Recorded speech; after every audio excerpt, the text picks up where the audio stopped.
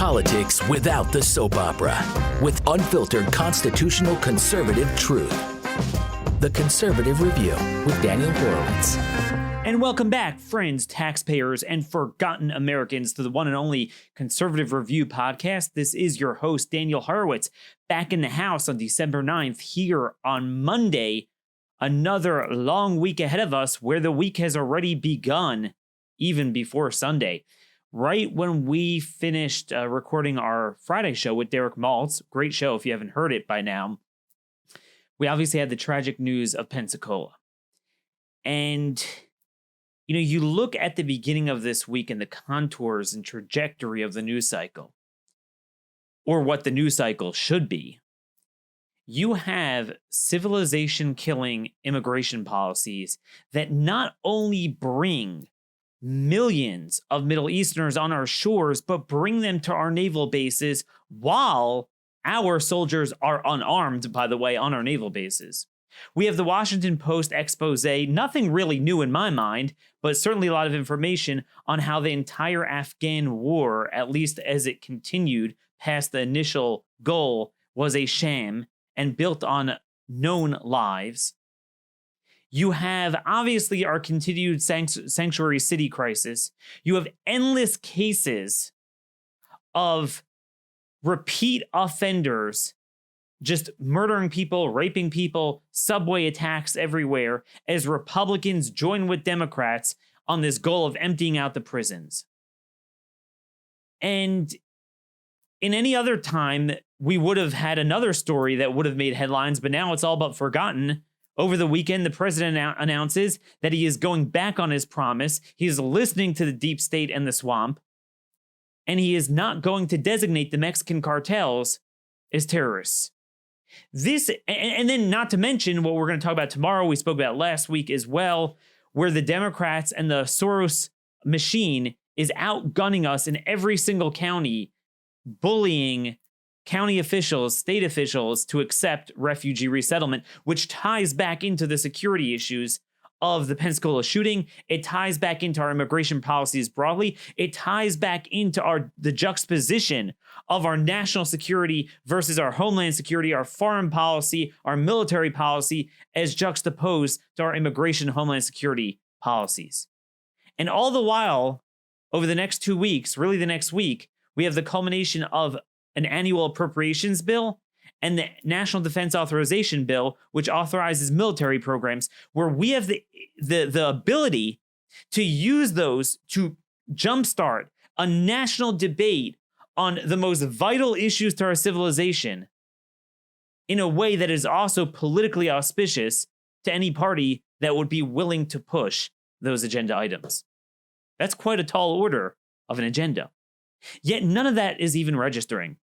Today, just like last week, just like the week before, just like the week before that, impeachment, the Horowitz report, that is Michael Horowitz, the Inspector General of DOJ, not Daniel Horowitz, I guess the Inspector General of all our government, doing the job no one else in the media will do.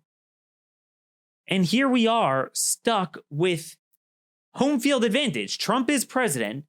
We have the opportunity to do so much on so many issues, and yet we don't even have a movement getting in Trump's face, making the play calls after you have major events that the public is outraged over. If we only just poured gasoline on it, we would win on these issues. We would back the Democrats into a corner. But we don't have a movement. So Pensacola is all but forgotten. I mean, you look in the news now, it's not even, doesn't register. But this is an unbelievable story on so many levels.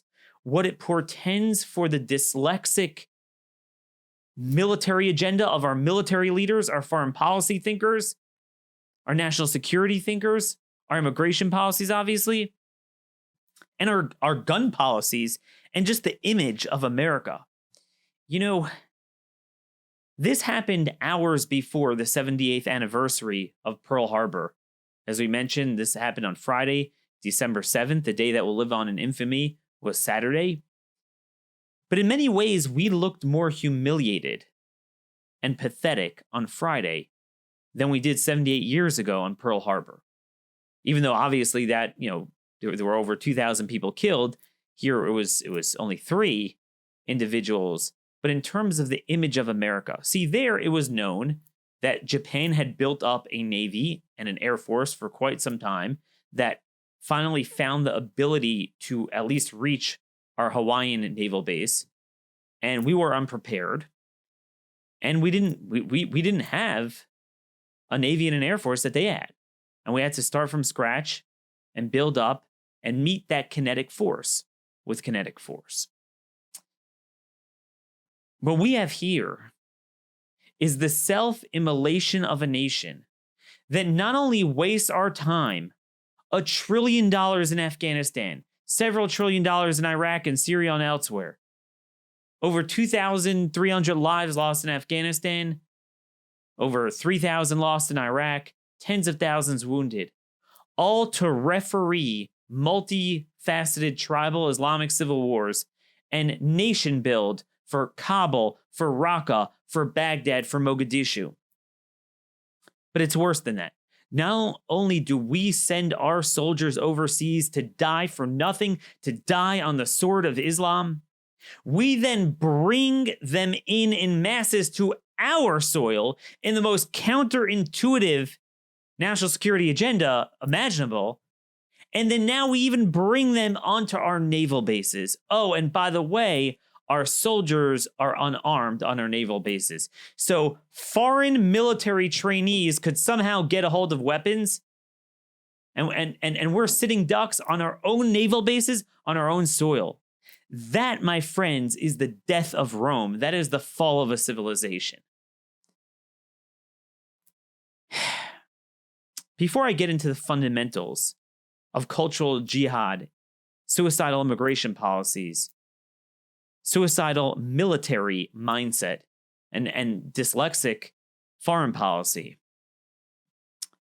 just a quick note on the gun aspect of this. So many of you understand, obviously, the insanity of having a gun-free zone, a mall, a school, anywhere where there's no ironclad security. So it's not like you could stop a gunman. So a gunman could just come in, but no one else is allowed to carry. So he knows that you're all sitting ducks, and he's the only one who could carry a weapon. But you think, okay, at least on a naval base, well, man, there's got to be airtight security. So, okay, you can't carry, but bad guys can't carry either. Well, I don't know if you guys have seen any stories on this. I have not seen answers on this. How in the world this Mohammed al-Shamari dude was able to get a gun on the campus there, but he did. And nobody else had a gun. Could you imagine? We have the most powerful navy in the world. We spend hundreds of billions every year on it. And yet, this guy was shot dead by 2 sheriff's deputies, county sheriff's deputies in Pensacola, on a naval base. How embarrassing is that? So just as a starting point, the notion that we wouldn't have an immediate clamor that at least officer level or a certain level of soldier on a military base should carry.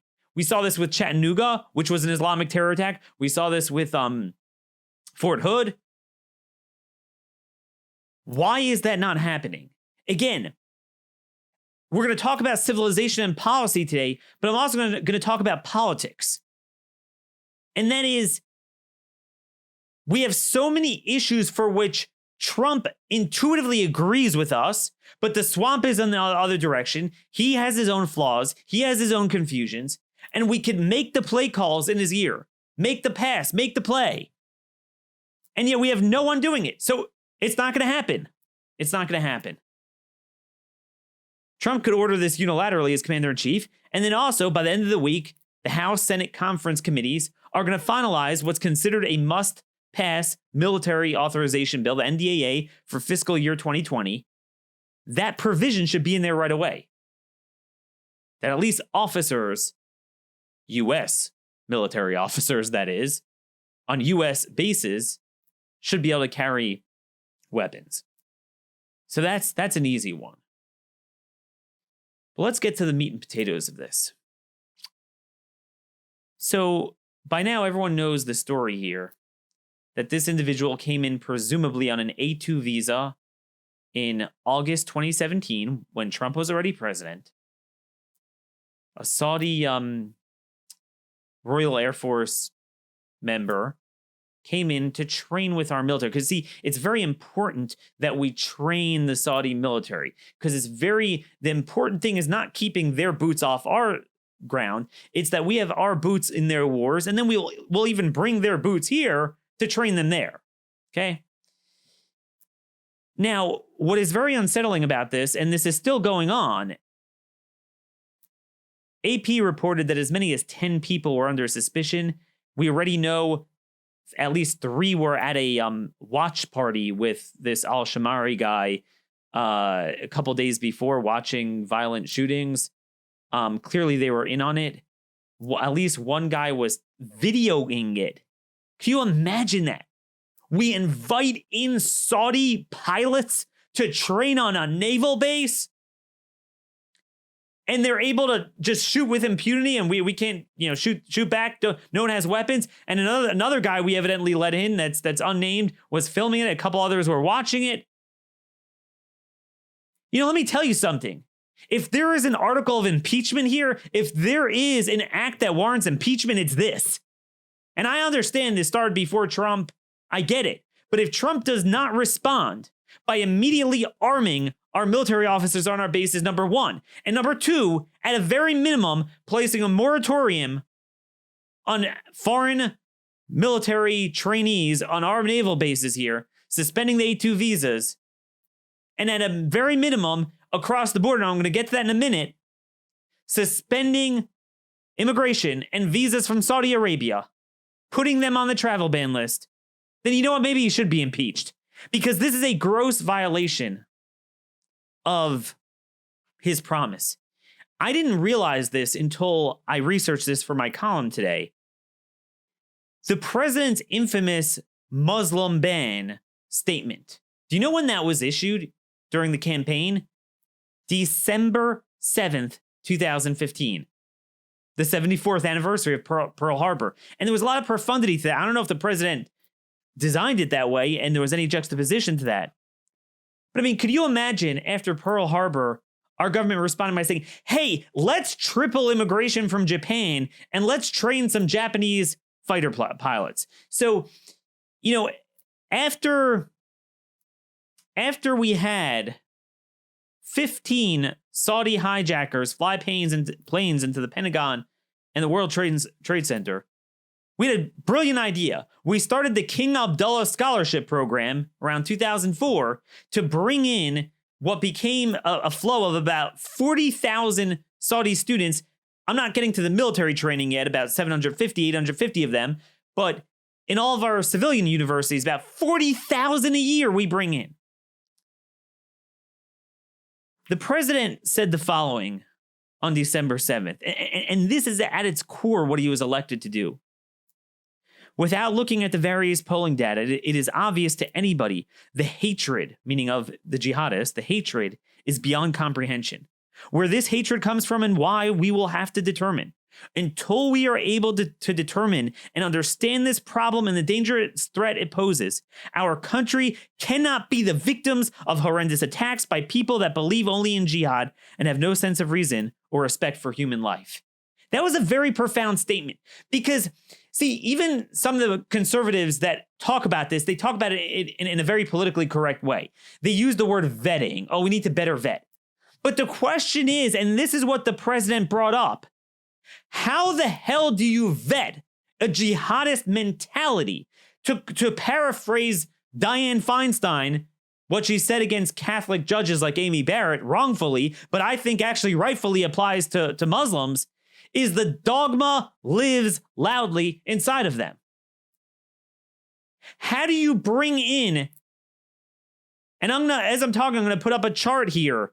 My own chart, I aggregated all the data.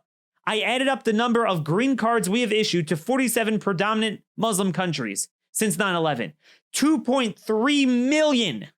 We doubled and tripled it after 9/11. Look at that list. It's going to be posted in our show links on my column has the thing. So you could see how many people we have let in from Iran, Iraq, Afghanistan, roughly 100,000 people from Afghanistan. We have nothing to show from that war other than bringing 100,000 people. How do you vet that? There's nothing to vet. There's nothing to vet. And I'm going to explain why there's nothing to vet.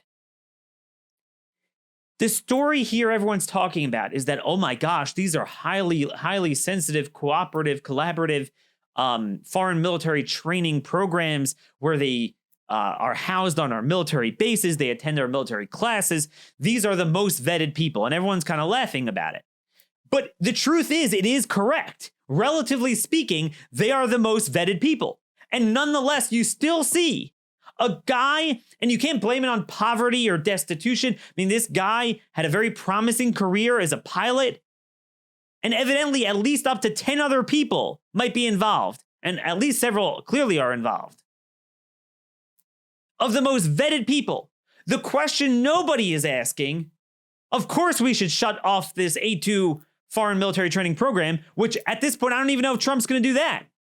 And we're going to get to that. Trump's reaction, Secretary of Defense Mark Esper's reaction, very muted, very PC, very mealy-mouth, a lot of equivocating, won't even call it terrorism. And given Trump's relationship and Jared Kushner's relationship with the Saudi government, I think we know why. And that's very disturbing.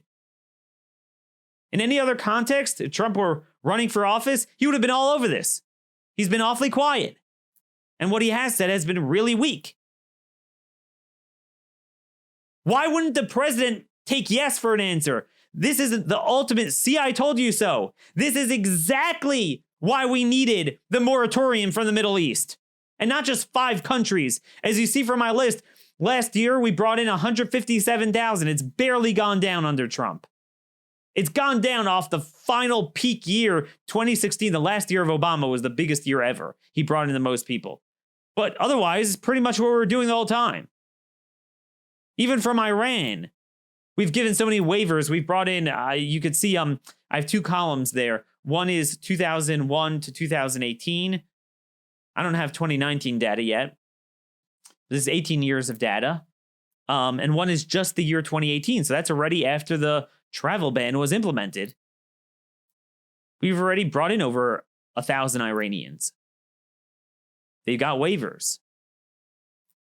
So, it was officially, what is it?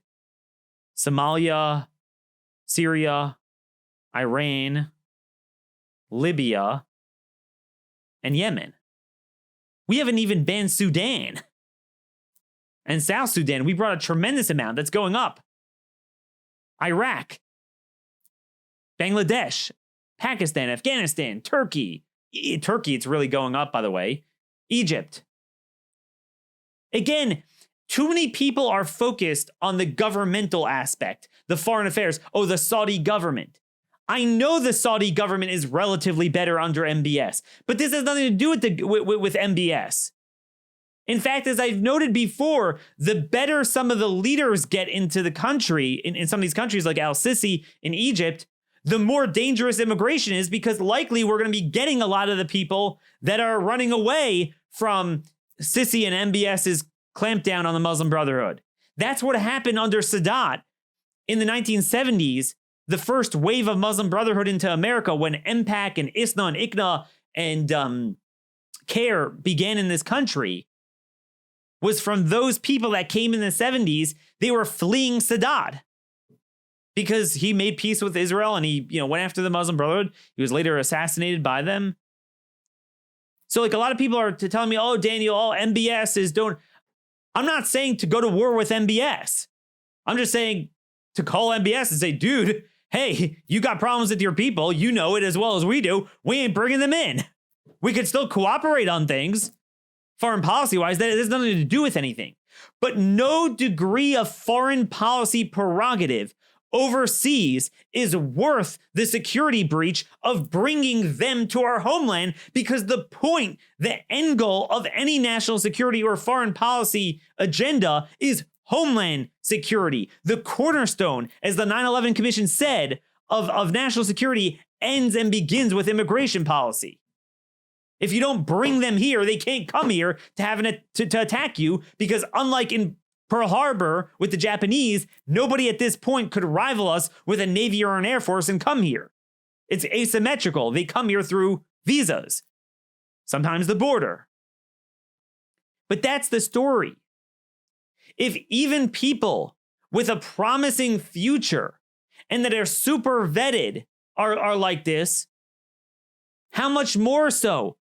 How many of the 2.3 million people that we have brought in from Middle East or North African countries on green cards, not to mention over 1 million student visas from those countries, 40,000 a year alone from Saudi Arabia, where there's much less vetting. You're not coming in as a military trainee on a naval base. You're coming in as a university student or as a chain migrant, as a relative of another person we shouldn't have let into the country. But this is the thing. Trump could end this tomorrow. We could make a fight in a budget bill tomorrow. And by the way, the Democrats are trapped on this issue because the whole Khashoggi thing going after Saudi Arabia and the MBS, they made Saudi Arabia out to be like an enemy. Well, if they're an enemy, if we're at war with them, why are we taking immigrants? Why are we taking visas? The American people hate the Saudis. This is a 90-10 issue. Make a budget fight over it. Again, Trump could do this unilaterally. You don't need Congress. Not a word from the president. Now, I wanted you guys to listen right here to Secretary of Defense Mark Esper, another complete loser. This is what he said about the need to keep this military training program, despite an audit. Listen to the audio here. Now, why is that important? Not just because of safety, but overall, these types of programs, exchanges, are very important to our national security. We have something that our potential adversaries such as Russia and China don't have, which is an elaborate system of alliances and partnerships. And the ability to bring foreign students here to train with us, to understand American culture, is very important to us, building those long-term relationships that keep us safer. There you have it. That is the mindset of our military leadership, civilian and military, in the Pentagon. They're so oriented towards the need to do operations overseas that they're willing to gear everything towards that. Well, we need to train them to go there. How about you don't bring them here, so therefore you don't need to go there? Have you ever thought about that? Their entire mission is screwed up. Their entire mindset is screwed up in the military. Meanwhile, there's all sorts of stories they're out there. They're now banning on the dog tags biblical verses. Remember, we spoke about the assault on traditional values in the military. You got that. They're instead focused on how to change the armor for combat because of women. That's their big focus. I mean, our military is broken. The leadership is broken. We need to start from scratch. These are all the play calls conservatives could be calling to the president. But absent that, I wonder, based on Esper's comments, if we're even going to get a suspension of even this relatively small program. About 5,000 people total, 850 Saudis. But the bigger thing is, what about the 40,000 a year Saudi students? How many of them believe in that? See, this is what everyone gets wrong with the vetting. The Chattanooga shooter, he came here when he was 2 years old. There's nothing to vet. The Chattanooga shooter, here's another thing. The Chattanooga shooter, if you remember, if you ever saw a picture of his parents' home in Chattanooga, it was a nice home. It had a pool. He had a promising life. They weren't like the Somalis that are kind of poor. A lot of them were wealthy. Remember, we spoke about this. This was a couple months ago over the summer. You had this Iraqi who came already in the 80s. So he was one of the first immigrants from there. Came here early, Abdul Majid Maruf Ahmed Alani. And he worked for American Airlines in Miami, but he was wealthy enough, obviously, to travel back and forth from California. He lived there, was a mechanic, earned a nice living, clearly. And one day he decides to stuff foam into the commercial plane's navigation system. And he was caught on surveillance video, and later the FBI found jihadist videos on his phone, and then other just things he said and relatives that suspect he might have connections with terrorists in Iraq. And I was thinking, like, here again, a guy that has earned a great living in America, much better than he would have done in Iraq. You can't blame it on socioeconomics. But he was here since the 80s. And he was an older guy, too. He might have been in his 50s. He wasn't, the prime jihadist age of the 20s. But that's what jihad is. That's what the president said. Why should we be on the hook to vet? Oh, we need better vetting. Well, who the hell says we need to bring in 180,000 Muslim immigrants a year and 150,000 foreign students from the same countries every year and then be on the hook? Well, who has jihadist proclivities? Well, I don't know. It's not our responsibility to figure that out. Every time there's a mass shooting, the Democrats will push policy on gun control. God bless them. They fight for their agenda. But every time there's one of these, we succeed in nothing in moving the ball on immigration. And the difference is gun control doesn't work.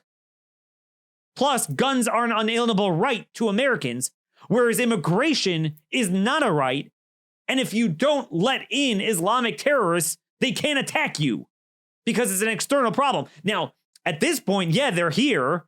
But again, that's a redundant manifestation of bad immigration policies. And again, this has been a known problem. We've reported about this endlessly with Afghanistan. We go there, get 2,400 soldiers killed, $1 trillion spent, and then we brought hundreds of Afghani military to our naval bases, our Air Force bases at Fort Worth. Several hundred of them, the Inspector General of the Afghanistan Reconstruction reported, Mr. Spock, this is a couple months ago, that they went AWOL. Now, ICE eventually tracked them down, but a whole number of them wound up applying for status to stay here, and I think they did. Invade the world, invite the world. It's unbelievable. You'll see on my chart, we have nothing to show from Afghanistan aside from the blood and the cost, but 100,000 Afghani immigrants. And now you understand, like, all these, even some of these, like, military groups, they're all like, how dare you? These people helped us as contractors and translators in Afghanistan. We need to we owe it to them to bring them here. But, I mean, that's the point. Jihad is jihad. That's all these green on blue attacks. You can't trust them. Some of them inevitably will prosper and do fine and they'll like America. But how many won't? A hell of a lot of them don't. In other words, you can't just look at how many go kinetic and commit terror attacks. But how many, if you read the manifesto that's presumably put out by this al-Shamari guy, how many subscribe to that mentality? Why should we bring that to our shores? If under Trump, when he is proven right in the most spectacular fashion, he can't even add Saudi Arabia, much less at least 10, 20 other countries to the list, what's the point? What is the point? And this is the thing, talk about vetting. Just last month, we reported on this case of this spouse of a Saudi student. So this is civilian university. Came here on an F2 visa and applied for flight training in Oklahoma. And we only caught him because of a fluke. But it turned out this guy trained in the Al Farouk training camp in Afghanistan, the same place the 9/11 hijackers came in. Saudi coming in as a foreign student, as one of the hijackers did. 15 hijackers were from Saudi Arabia for flight training. A decade after 9/11. This could still happen. One could not possibly conjure up a more dyslexic array of immigration policies juxtaposed to foreign policy and military policy. It's just truly unbelievable. Truly, truly unbelievable. But you know what? The Inspector General report on the FISA is going to come out at 1 o'clock. This thing is done. How much do you bet Trump will never add them to the list? And again, this has nothing to do with, like, I said this last year during the whole Khashoggi business, when both Republicans and Democrats were siding with Qatar and Turkey over Saudi Arabia on behalf of this stupid Washington Post pro-Al-Qaeda person who should have never been let into this country, getting butchered by MBS's folks. And I said, dude, like, that's not our fight. I mean, if anything, I agree with Saudi Arabia. I mean, whether they should have done that or not is a different story. But in general, on a geopolitical scene, I agree with them. This has nothing to do with being anti-MBS. I'm actually, ironically, more pro-MBS. But the problem is not like, oh, MBS and the Saudi government sent someone to shoot people. No, they didn't send this guy. I mean, whatever. It's a low-level guy in their Air Force. He doesn't have control over his people. He'll tell you that firsthand. He has very tenuous control over that military. Even within the family, there's warring factions, but certainly the people. So the government of Jordan cooperates with us. The government of Egypt, increasingly, most Muslim government leaders are actually not like Iran. Iran, Qatar, and Turkey are problematic. Most others aren't. But are you going to go and bring in their people? That's a different story. It's not a vetting thing. It's a cultural thing. When are we going to realize that? Look at what the guy said in his manifesto. Look at what Trump said. 4 years to the date, December 7th. And here we are, and we barely have a slowdown from 5 countries. My article just came out. It has the numbers. But this is where we are. You know, it's so ironic. This guy, Mohammed al-Shamari, the guy who's believed to have been the suspect at Pensacola. This story is from CNN. I know some of you have passed this around. Just came out the same day, on Friday. For the first time, Mohammed is one of the top most popular baby names for boys in the United States, according to data from the parenting website Baby Center. Mohammed ranks at number 10, up 4 spots from last year. The name has been climbing steadily on Baby Center's rankings over the years and first entered the top 100 in 2013. Again, look at my chart on the amount of immigration we've had from the Middle East, broken down by 47 countries, and you'll see why. This is what we did after 9/11. We send our soldiers to die on behalf of building their countries and getting their necks chopped off between warring tribal Islamic factions. And then we bring them here in droves, including on our own military bases, to kill our military men on our soil. I'm sorry, I can't get hyped up about impeachment with this going on. This demonstrates everything I've been saying, not just on the actual issue of immigration, do's and don'ts on military and foreign policy, but just politically on the focus of this broken conservative movement, this broken Republican Party that is doped up on morphine. And they don't get how we are not gaining ground on anything, even with Trump in charge. I could blame Trump for everything, and he has his share of blame, but a lot of it's also, remember, Trump wanted to get out of Afghanistan. There was no firestorm from the right to back him. Trump wanted a broader moratorium on immigration. There was no movement to back him. And Trump was open to designating the cartels as terrorists. How many people talked about it? What, the people that are associated with me on this show? Me, Derek Maltz, Jason Jones, Chip Roy. I mean, everyone associated with the show pretty much. How many other people spoke about it? Brandon Darby, obviously, from Breitbart, Texas. He's been doing that for many years. Kudos to him. But how many other people? So the same broken military, intel, national security apparatus that had his priorities completely backwards are the ones that are going to vehemently say, this is horrible, this is not feasible, so he'll listen to them. How much longer are we going to go on like this? But you know what? It gets worse.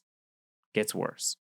So what I'm getting at is that a couple minutes, literally a couple minutes before the Pensacola attack became public, I put out an article warning all of you about a piece of legislation winding its way through the Republican-controlled Senate by Republican chairman of the Foreign Relations Committee, Senator James Risch of the state of Idaho. Yes, there is no such thing as a red state, as loyal listeners know by now. Pushing a mandate to prioritize more unvetted Syrian and Iraqi refugees.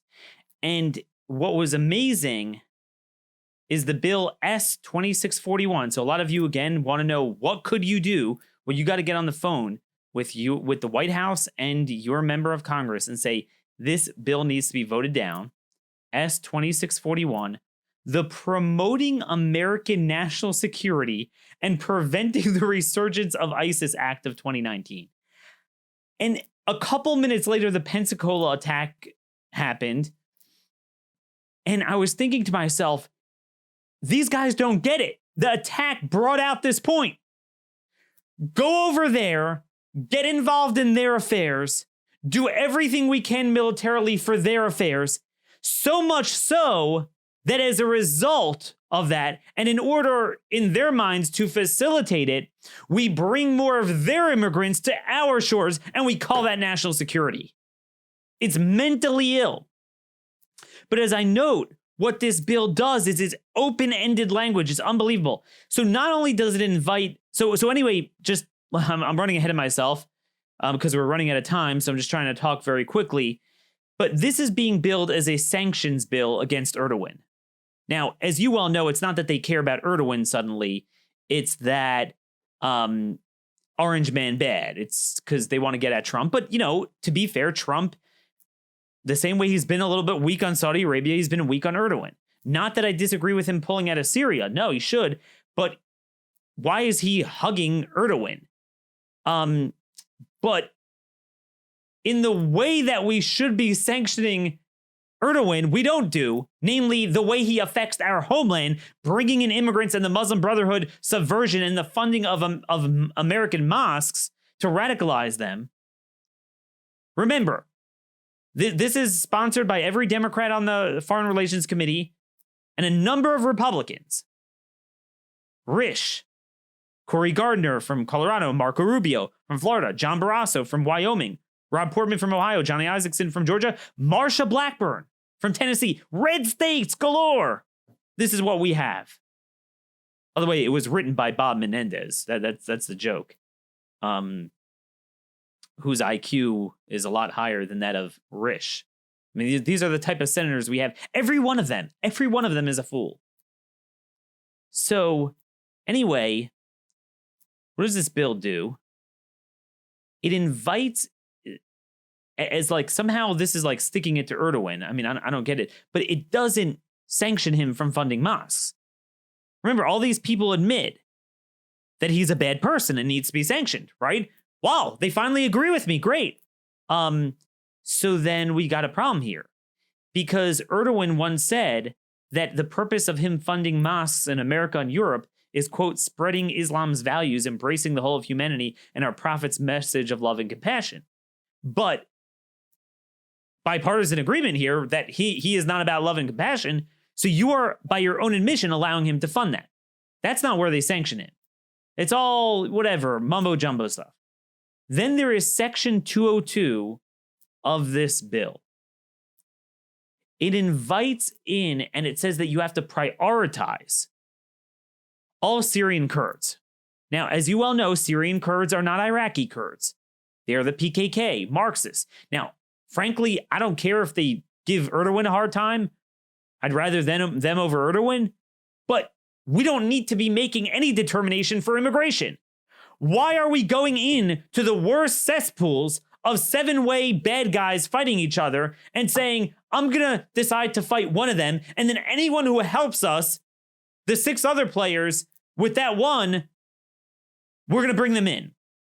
So not only does it invite the Syrian Kurds, but it invites any stateless persons who habitually reside in Syria and other Syrians who partnered with or worked for or directly with the United States government or a governmental organization or an entity that received a grant from the government. Heck, the Saudis funded a lot of this.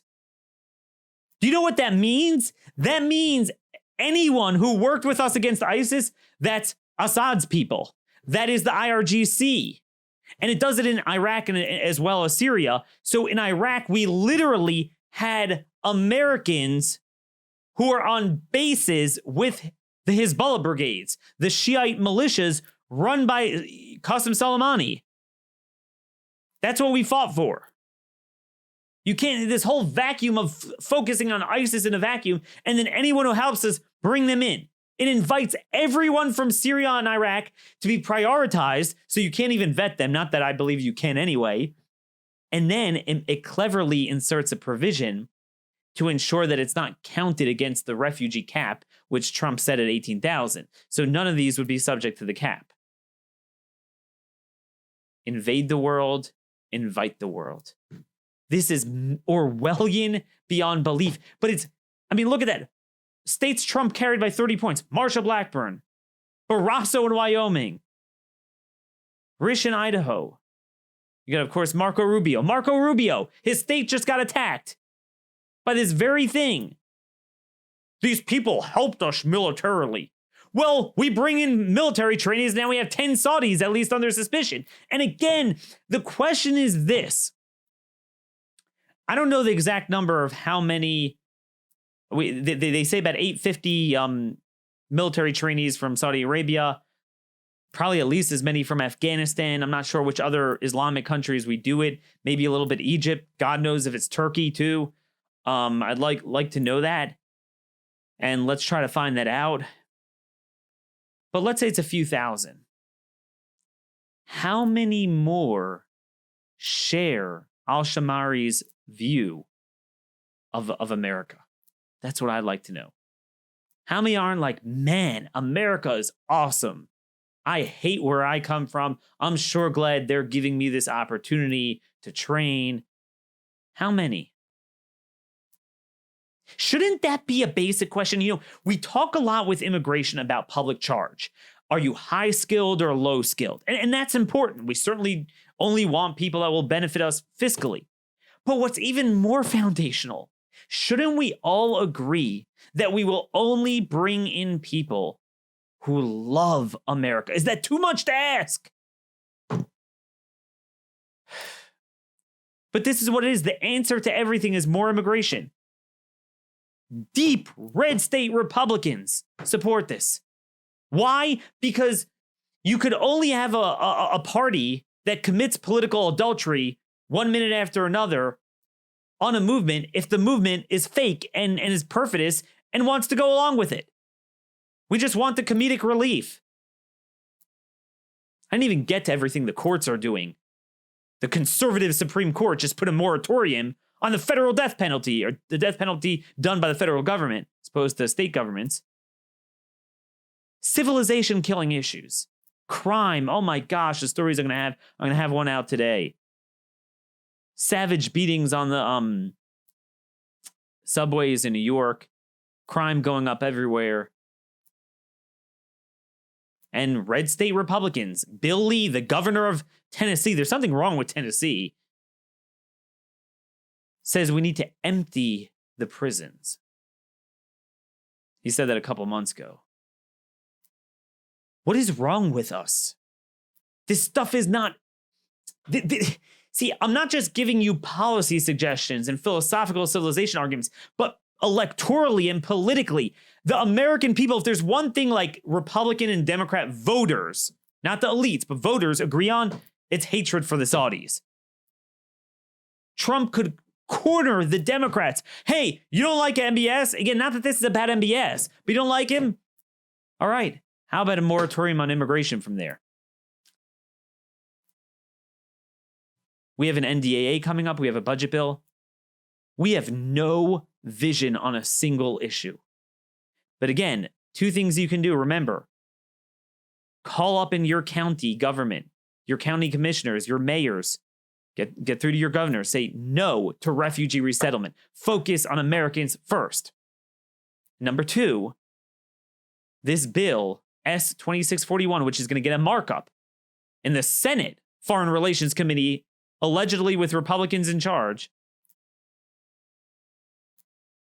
Call them up and say, have you learned nothing from what happened in Pensacola? Ultimately, the question is this. How many more lives need to be lost before it becomes fashionable to stop importing mass numbers from the Middle East? I don't know the answer to that. And I would imagine most people in this country understand it. But both political parties are bankrupt, and that includes President Trump. If you don't get in his face, you are not going to see very good action, because it's not just the deep state, it's the shallow state, Mark Esper, the cabinet appointees that are problematic even 3 years into this administration.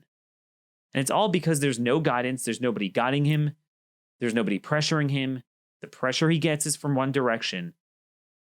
And whether it takes them a day to convince him, a week or a month, the swamp will win every time, all the time, absolutely, as they did with the terrorist designation of the Mexican cartels. It's another big issue we'll get into hopefully later this week, until we get activated. I don't know how to get people off this morphine. This is the worst it's been in my career. No issue matters anymore. I mean, this is how we had the biggest Islamic terror attack since 9/11. Remember that Uzbeki guy that ran people over in Manhattan 2 years ago with Republicans in charge of 3 branches of government. He came here on a diversity visa lottery. That was a slam dunk reform we should have gotten under Trump. Nothing. And I doubt we're even going to end this military training program, much less have a moratorium on immigration, which we really should. But those are the facts laid bare. That's the best I can do for you for now. Help me out with this. Help me out with research. I mean, I'm just one man. Let's build a movement. Let's send this show around to 50 of your friends, neighbors, relatives. None of this is even partisan.